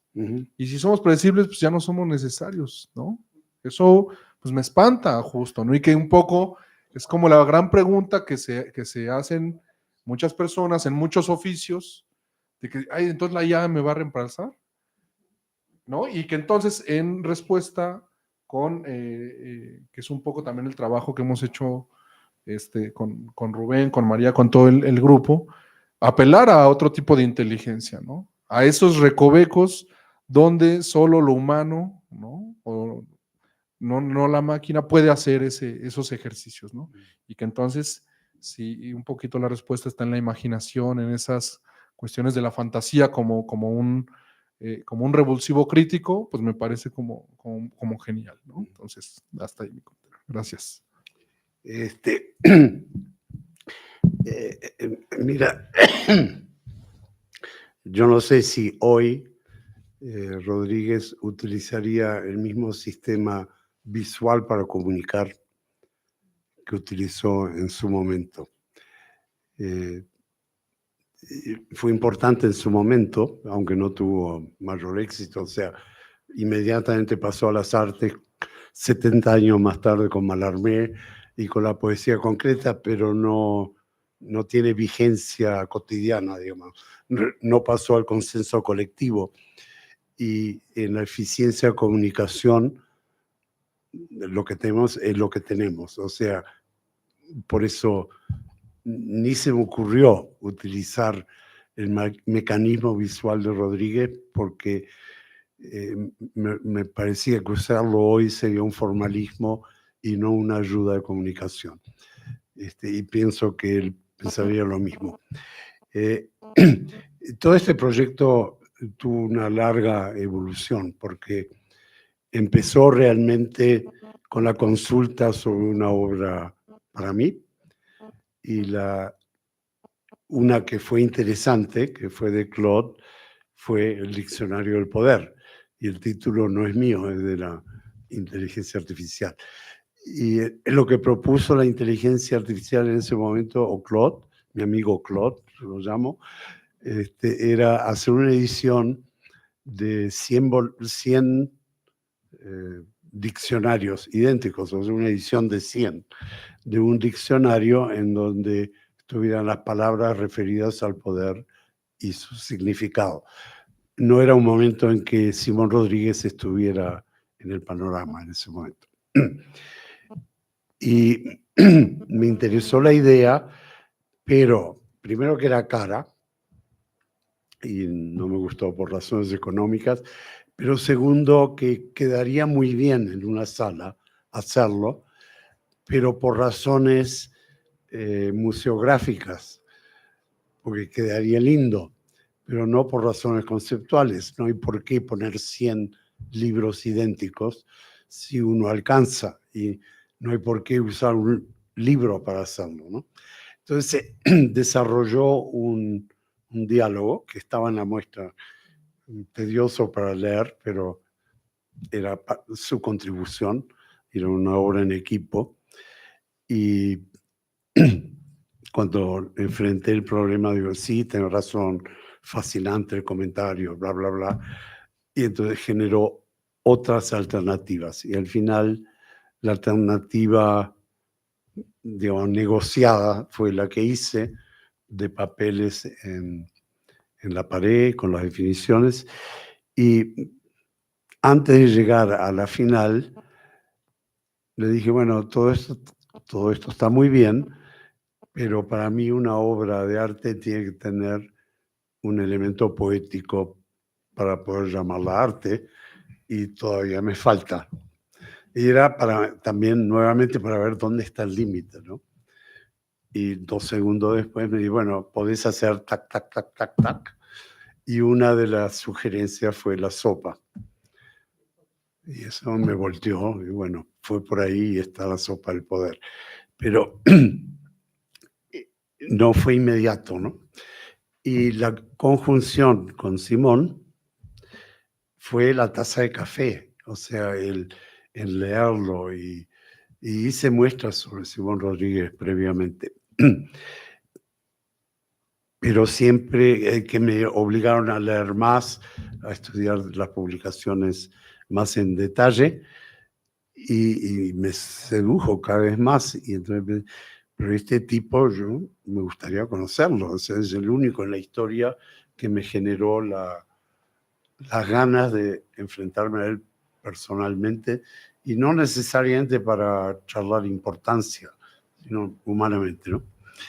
Y entonces empecé a buscar maneras de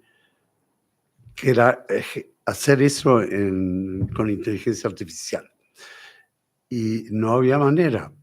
O sea, en los primeros años, los programas transformaban una foto en cuadro sin problemas, un carácter pictórico, pero no te dejaban hacer un retrato pintado transformado en foto.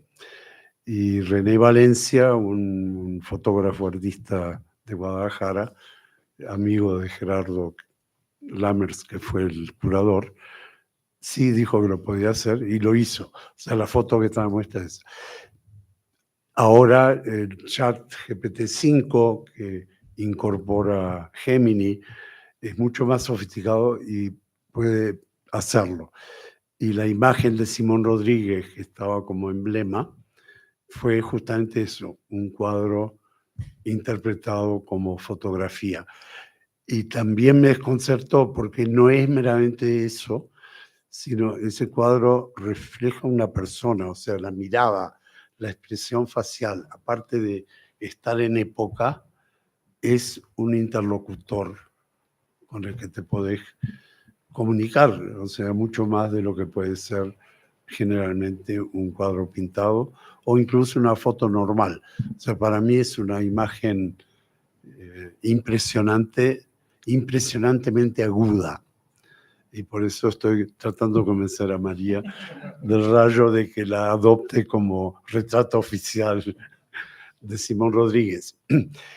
Pero también en todo este proceso me hizo consciente que lo que llamamos objetividad no es objetivo, sino que es una forma de organizar para sobrevivir, pero que no es la única, y que el arte es otra. Pero en mi búsqueda de hablar con Simón Rodríguez, entró lo obvio, que es, ¿qué pasa si contrato un medium para que me permita hablar con él, ¿no? Y con eso, claro, tenía la imagen del espiritismo europeo del siglo XIX, con velas, con tabla ouija y cosas por el estilo, que no sé cuántos de los mediums creían lo que estaban haciendo, ¿no? Y al final, gracias a Gerardo y su compañera Mariana, que hizo el video, llegamos a estas 6 mediums y que me movieron el piso. O sea, no es que yo ahora crea en el espiritismo, pero sí la parte esa creció como una forma de organizar conocimiento alternativa, distinta a la, en última instancia, muy racional y objetivista, no objetiva, pero objetivista, que funciona dentro del sistema de causa y efecto y de la lógica, pero deja de lado cantidad de otras cosas. Entonces, esa investigación del mediunismo, digamos, fue subiendo en importancia sin que estuviera en el plan, porque estas señoras se afirmaron en todo sentido. No conocían a Rodríguez, nunca habían sentido hablar de él, y sin embargo lograron sintetizar conocimientos de Rodríguez de una forma impresionante. O sea, no sé de dónde salió, no quiero saber de dónde salió, porque me mueve el piso demasiado, pero se me pararon los pelos, ¿no? Y ahora a mí me parece un ingrediente fundamental que ayuda a la objetividad ampliada, digamos, del resto del proyecto, le da otro matiz y cuestiona la forma en que conocemos cotidianamente. Y no te digo que sean las soluciones a eso, pero por lo menos ayuda a cuestionar. Y es parte de la batalla cultural que estabas hablando. Ahora, siempre está, cuando entras en la fantasía, estás en el peligro de entrar en el oscurantismo. Y el oscurantismo funciona por medio de la delegación de poder, porque inmediatamente hay una burocracia que lo administra. Hay magos, hay sacerdotes, hay iglesias, hay rituales, y sí, hay misterio religioso, aceptarlo, nosotros nos encargamos de administrarlo, es un poco así, ¿no? O sea, son cosas literalmente increíbles, pero que la burocracia te dice, no importa, la fe te lo soluciona. Yo no puedo aceptar eso. El poder lo tengo que tener yo, como lo tienes que tener tú, y no una burocracia. Y eso no es el libertarismo de Estados Unidos, que es oscurantista justamente, sino ser parte de una comunidad que se autoconstruye y no lo hace obedeciendo, sino creando. Y esa parte es la que tenemos que rescatar. Y ahí es donde tenemos que encontrar una fantasía constructiva que nos defienda y que no se trata de unicornio realmente, ¿no? Pues justo ese me parece un excelente cierre para la rodriguería de hoy. Justo, ¿no? O sea, me quedaba así como algo de la mediumnidad llegó a mí, ¿no? Visionariamente creo que también me gustan los visionarios, ¿no? Y como nos decía, ¿no? Les decía, enseñen a los niños a hacer preguntones, ¿no? Y creo que esa nos quedaría como la gran tarea, entre muchas otras, ¿no? Pero ¿cómo volvemos como a hacer preguntones, incluyendo las que son súper incómodas, ¿no? O sea, saber si barrimos algo que nos hacía falta, saber si de repente hemos desechado algo que tendríamos que volver a poner como en la casa, y creo que dentro de muchas actividades, también como afirmabas, creo que eso le haría muy feliz a Rodríguez, ¿no? Que no esté acabado, que nos convoquemos para hacer como estas preguntas, y pues justo de esto en buena medida se trata como este seminario que va a reunir como a un montón de preguntonas y preguntones que se han estado haciendo estas preguntas desde un montón de lados, ¿no? Desde el archivo, desde la reflexión, desde el pensamiento, desde las prácticas artísticas, desde la imprenta, desde la filosofía y desde un montón de lados. Y pues justo cerraríamos diciendo, queda la invitación abierta, tanto en las redes del Camena como del grupo de investigación. Están ahí los cartelitos que también diseñamos como un modelo para armar, para que se vayan sumando a lo que les jale más, ¿no? Como una visión. Y recuerden también que esta es, digamos, la segunda de las 3 partes, y pues les esperaremos también aquí el 28 de octubre para la jornada rodriguista que hacemos año con año, y que seguramente va a ser la suma y la recombinación de todo esto que hemos hablado. Muchas gracias a María Sanes, a Luis Kapnitzer, al grupo de investigación, Beatriz, Camena y todos quien nos convoca, por sumarse a estas rodriguerías, por seguir buscando la grieta y por mantenernos en esta pregunta, ¿no? Muchas gracias a todos. Gracias. Y que tengan buena tarde.